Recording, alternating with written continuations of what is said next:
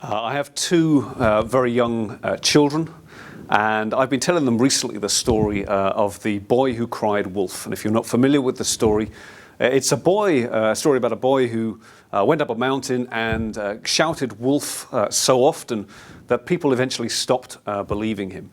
And I gave a talk last week where I explained to people about the referendum that I think there are strong parallels between that story and our view of politics in this country in the lead up to the referendum. That we've stopped trusting the politicians, the elites. And so when they come out and they say, we should vote to remain, that is the best thing for Britain, we firmly believe that. All the evidence suggests that. People have stopped listening to them. People no longer trust them. And so even if what they were saying was right and true, people have stopped listening. And actually, it almost has the opposite effect. I think it switches people off a little bit more.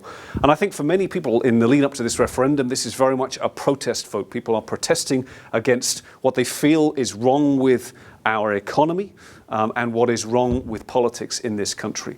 My research over the last 13 years has focused on the European Union, its policy-making processes, democracy in Europe, how that works, the treatment and handling of the debt crisis in Europe, and in particular regulation in Europe and in the UK, the City of London, policy-making in and around London and Westminster as well.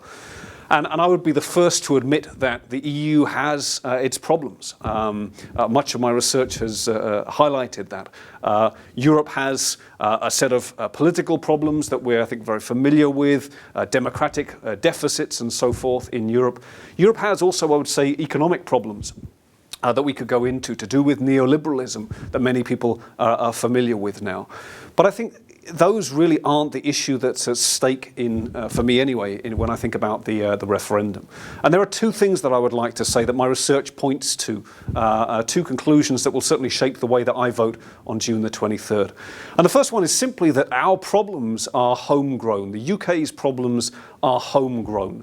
And my research very firmly points to that. I do a lot of research and teaching on inequality in Britain. And that inequality, I would say, is probably the biggest issue that we face in Britain in the 21st century. And it manifests itself in all sorts of different ways. It comes out through overpriced rental prices in Britain. It comes out in overpriced, people being priced out of home ownership as well. I've done a lot of teaching over the last few years about the staggering rise of food banks in this country, for example, or payday lending, or so many different ways that inequality is a problem for us as a British economy. I also have highlighted in my research the problems that very much lie with our government. I'm a big critic, I would say, of conservative policy and the dismantling of the NHS more recently, and the post-financial crisis austerity politics in Britain.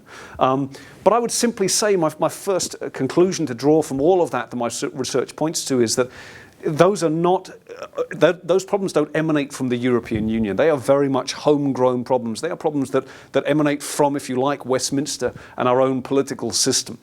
And second thing I'd like to say, what will shape my vote on the 23rd is that I very firmly believe, based on my research and my findings, that we would not be better off outside of Europe.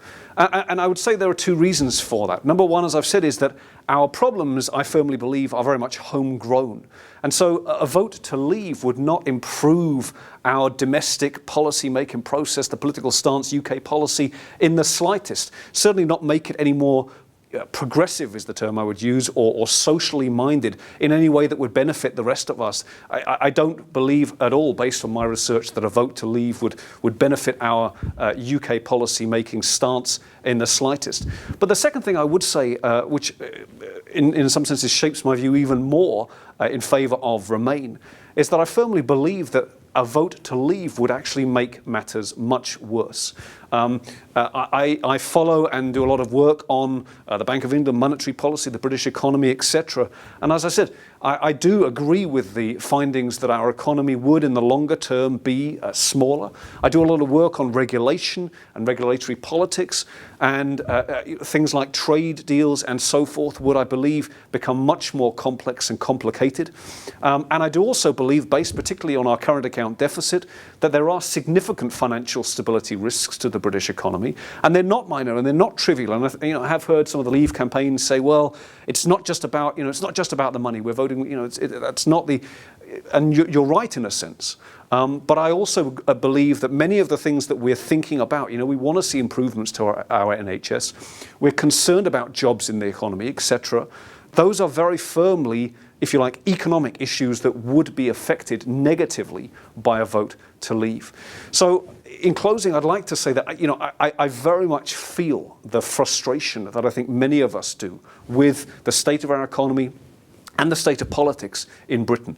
And these ideas of, we'd have greater control if we vote to leave, we'd have more freedom if we vote to leave, they sound very appealing. But I'm afraid I do agree that, exit, a vote to leave, would make our situation, particularly our economy, much more challenging and fragile. And that's why on June the 23rd, I'll be voting to remain. And I would encourage you to do the same.